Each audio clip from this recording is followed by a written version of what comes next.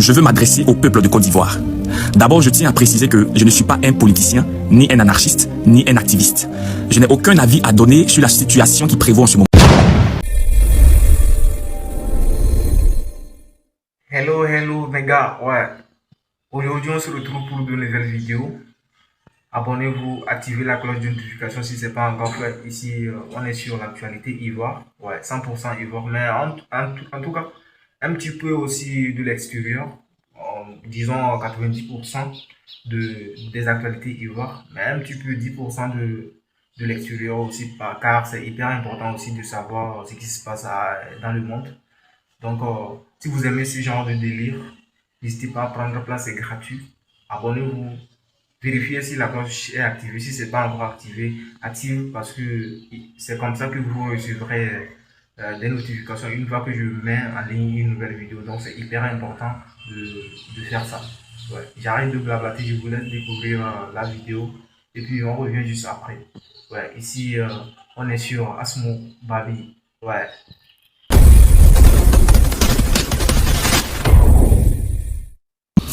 Je veux m'adresser au peuple de Côte d'Ivoire.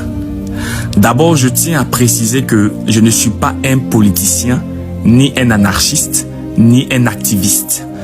Je n'ai aucun avis à donner sur la situation qui prévaut en ce moment. Mais l'une des choses qui m'a interpénétré et qui m'a poussé à me prononcer sur cette affaire, c'est parce que le nom de Jésus est sali à cause d'une incompréhension basée sur la prophétie du prophète Eli Pada. D'abord, je tiens à préciser que vous commettez une grave erreur en humiliant ce prophète que Dieu a établi sur cette nation. Seuls ceux qui ont l'esprit reconnaissent la voix de l'esprit. Eli Pada est un véritable serviteur de Dieu. Détrompez-vous, il ne fait pas partie des faux prophètes de cette nation. Et Dieu me l'a confirmé. Par rapport à sa prophétie, sachez que Dieu parle tantôt d'une manière et tantôt d'une autre. Ceux qui ont l'esprit voient par l'esprit, et ceux qui marchent dans la chair voient par la chair. Dans sa prophétie, il a dit qu'il n'y aura pas d'élection. Effectivement, il n'y a pas eu d'élection, et vous en êtes témoins. Pour une population avec plus de 30 millions d'habitants, regardez les statistiques de chaque candidat, et vous verrez qu'ils ont tiré au sort les résultats, comme ils ont tiré au sort les vêtements de Jésus. La prophétie de Eli Pada est semblable aux prophètes de l'Ancien Testament qui prophétisaient la venue de Dieu dans le monde. Leur prophétie laissait entrevoir qu'il allait descendre avec une armée et des chars pour les délivrer sous l'emprise de l'Empire romain. Au contraire, il est paru comme un simple homme et n'avait ni éclat ni beauté pour plaire ou attirer. C'est-à-dire, l'événement spectaculaire que tout le peuple s'imaginait voir a été le contraire de ce qu'ils avaient imaginé. Selon la vérité et la vue des hommes est qu'il y a eu élection. Mais selon le spirituel et la vérité est qu'il n'y a pas eu d'élection. Et cette prophétie tend vers son accomplissement. Qui vous a dit qu'on se moque ou qu'on humilie un oint de Dieu? C'est ça vous appeler à voir la crainte de Dieu? Gens de peu de foi. Lorsque Dieu établit des vrais serviteurs, il les pousse à dire avec assurance et conviction ce que les faux prophètes n'auront pas le courage de dire. La Bible déclare que la prophétie marche selon un temps fixé, car même si elle tarde, elle s'accomplira certainement. Et la parole de Dieu ne revient pas à lui sans avoir eu son effet. Je ne viens pas parler en faveur d'un homme, mais en faveur de la prophétie que Dieu a inspirée à ses prophètes. Cette prophétie ne s'est pas réalisée selon vos pensées, parce que vos pensées ne sont pas celui de Dieu. Et cette prophétie ne s'est pas accomplie selon vos émotions et vos attentes, mais elle s'est accomplie selon le plan de Dieu pour cette nation. Nombreux d'entre vous étaient curieux de voir si sa prophétie allait s'accomplir, au point de vouloir le discréditer ou l'humilier. En réalité, beaucoup de partis politiques et de faux prophètes ont espéré qu'il y ait la guerre, les conflits ethniques, des affrontements, des manifestations et le sang versé en Côte d'Ivoire. Et le message derrière chaque prophétie était que vous demeuriez dans la prière, la repentance, la sanctification et l'amour, afin d'éviter une crise ou le sang versé. Et cela s'est accompli. Donc nos prières étaient qu'il n'ait pas de mort comme les années précédentes. Et Dieu nous a exaucés. Dieu n'est pas un Dieu de désordre, mais il est un Dieu d'ordre. Qui vous a dit que le prophète Élie Pada vous a menti? Le problème est que tous les regards et les espoirs reposaient sur ce prophète. Or, pour éviter que la gloire revienne à un homme, Dieu a préféré accomplir les choses en sa manière, parce qu'il ne partage pas sa gloire avec quiconque. Vous êtes découragé et abattu, parce que vous avez focalisé votre esprit sur la parole d'un homme, et non sur le Dieu qui prophétisait à travers lui. Maintenant, écoutez-moi. Le plan véritable de Dieu est d'apporter une aide nouvelle et une stabilité parfaite pour cette nation. Le plan de Dieu est de faire un tri et un nettoyage afin d'établir l'ordre, la paix et la justice. La Bible déclare que le juste vivra par la foi. Mais à cause de ce qui s'est passé le samedi, certains se sont moqués de Dieu, certains se sont retirés, certains ont faibli dans la foi et certains ont eu à proférer des paroles injurieuses et ironiques. Si tu fais partie de ceux qui se sont moqués du prophète Élie Pada et plusieurs serviteurs, commence à te repentir, car la Bible déclare: on ne touche pas à mes oins. Dieu veut corriger ce peuple ivoirien. Et tous ceux qui se disent aux chrétiens qui avaient un pied dedans et un pied dehors, Dieu vous a déjà remarqué. Tous ceux qui l'ont humilié et rabaissé, Dieu a déjà remarqué l'état de votre cœur. Le but de cette prophétie n'est pas de satisfaire vos désirs éphémères, basés sur vos problèmes au quotidien, mais vous conduit à la repentance et à rechercher Dieu en esprit et en vérité. En vérité, je vous le dis, Dieu va surprendre le peuple ivoirien. Et vous saurez qu'il y a encore des véritables prophètes. Beaucoup seront effacés du plan de Dieu parce qu'ils ont agi avec ignorance. Beaucoup seront condamnés et jugés parce qu'ils ont jugé un oint de l'Éternel. La Côte d'Ivoire est en phase de l'accouchement.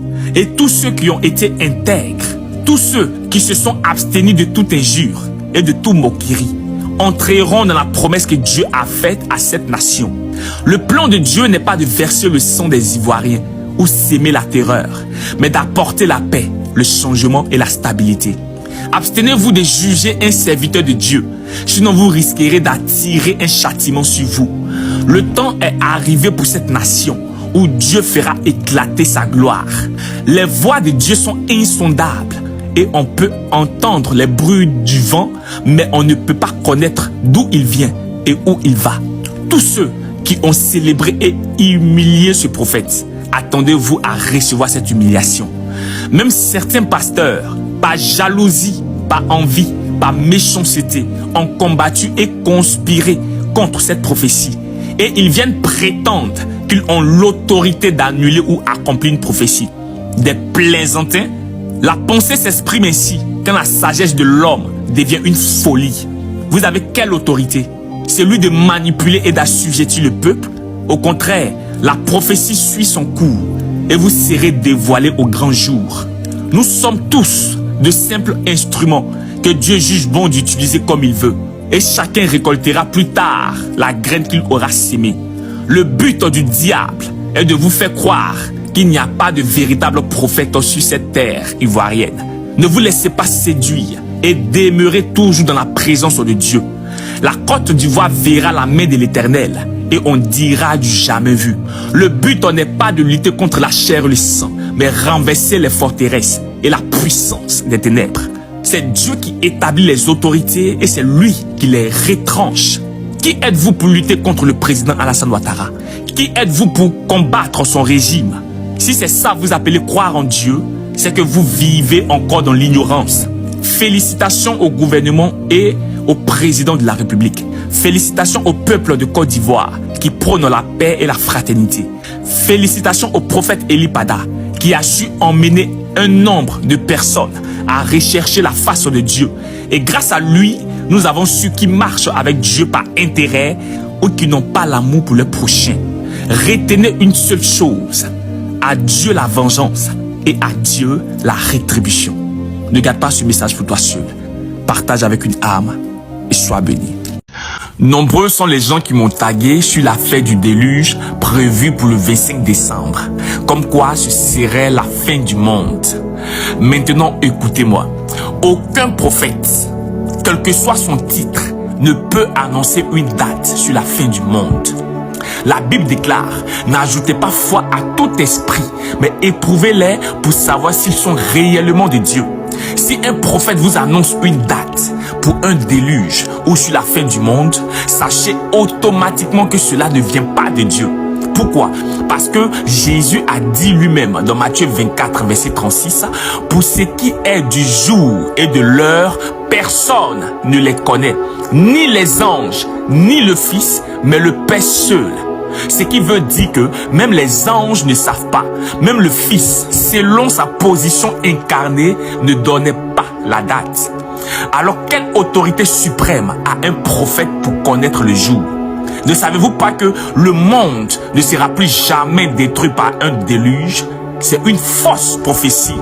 Dieu dit lui-même dans Genèse 9, verset 11, « J'établis mon alliance avec vous.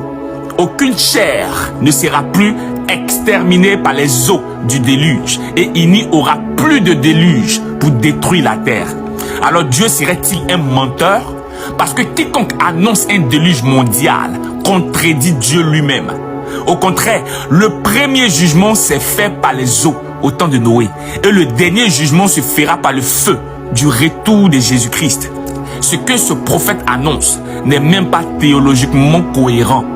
La Bible déclare, dans les derniers temps, vous entendrez des bruits, mais ça ne sera pas encore la fin. Pourquoi ces prophètes donnent des dates? C'est dans l'intention d'attirer le public, de créer le buzz, de générer des vues ou de faire circuler leur nom. En vérité, nous sommes dans les derniers temps, mais ce n'est pas encore la fin du monde. Voici ce que dit la Bible par rapport aux signes sur la fin des temps. 1. L'évangile sera prêché dans toutes les nations. 2. Nous verrons des guerres, la famine et des tremblements de terre. 3. L'abomination de la désolation va arriver. 4. L'apparition de l'antéchrist ainsi que la marque du 666. 5. Nous aurons l'apostasie.